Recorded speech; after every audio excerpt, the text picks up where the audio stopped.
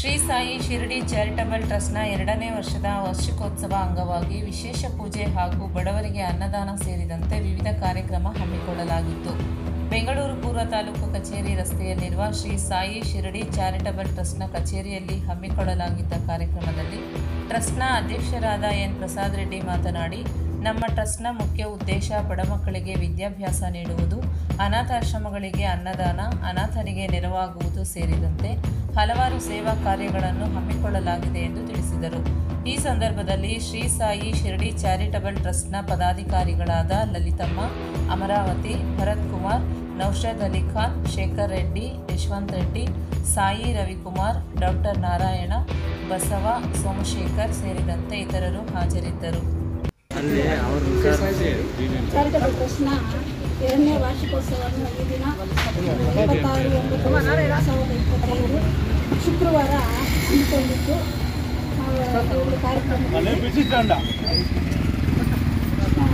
ಸಾರ್ವಜನಿಕರಿಗೆ ಈ ಕಾರ್ಯಕ್ರಮಕ್ಕೆ ಆಗಮಿಸಿರ್ತಕ್ಕಂಥ ಸಾರ್ವಜನಿಕರಿಗೂ ಹಾಗೂ ಪದಾಧಿಕಾರಿಗಳಿಗೂ ನಮಸ್ಕಾರಗಳನ್ನು ತಿಳಿಸ್ತಾ ಇದ್ದೀನಿ.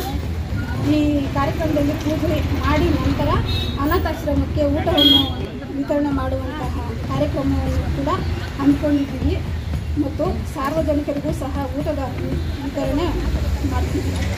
ಆಮೇಲೆ ಟ್ರಸ್ಟ್ನ ಉದ್ದೇಶ ಯಾರೂ ಇಲ್ಲದ ಅನಾಥರಿಗೆ ನೆರವಾಗುವಂಥದ್ದು ಹಾಗೂ ಬಡವರ ಮಕ್ಕಳ ವಿದ್ಯಾಭ್ಯಾಸಕ್ಕೆ ನೆರವಾಗುವಂಥದ್ದು.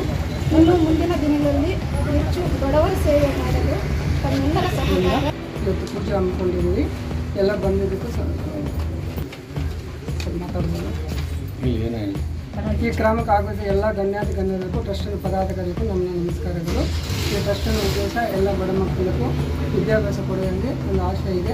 ಭಗವಂತನ ಆಶೀರ್ವಾದ ಎಲ್ಲ ನಿಮ್ಮ ಸಹಕಾರ ಎಲ್ಲ ಬೇಕಂತ ತಿಳಿಸ್ತೀನಿ.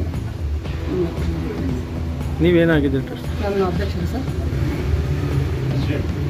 ನಮ್ಮ ಪ್ರಸಾದ್ ರೆಡ್ಡಿ ಅವರು ಈ ಕಾರ್ಯಕ್ರಮ ಹಮ್ಮಿಕೋಬೇಕು, ಎಲ್ಲರೂ ಸುಮಾರು ಶಾಲಾ ಮಕ್ಕಳಿಗೆ ಪಾಠ ಪುಸ್ತಕ ಮತ್ತು ಅವರ ವಿದ್ಯಾಭ್ಯಾಸಕ್ಕೆ ನೆರವಾಗುವಂಥ ಎಲ್ಲ ಕಾರ್ಯಕ್ರಮ ಹಮ್ಮಿಕೋಬೇಕಣ್ಣ, ನೀವು ಬರಬೇಕಂತ ಹೇಳಿದ್ರು. ಹಾಗಾಗಿ ನಾವೆಲ್ಲ ಬಂದು ಈಗಾಗಲೇ ಸುಮಾರು ದೇವರಿಗೆ ಕೊಟ್ಟಿದ್ದಾರೆ.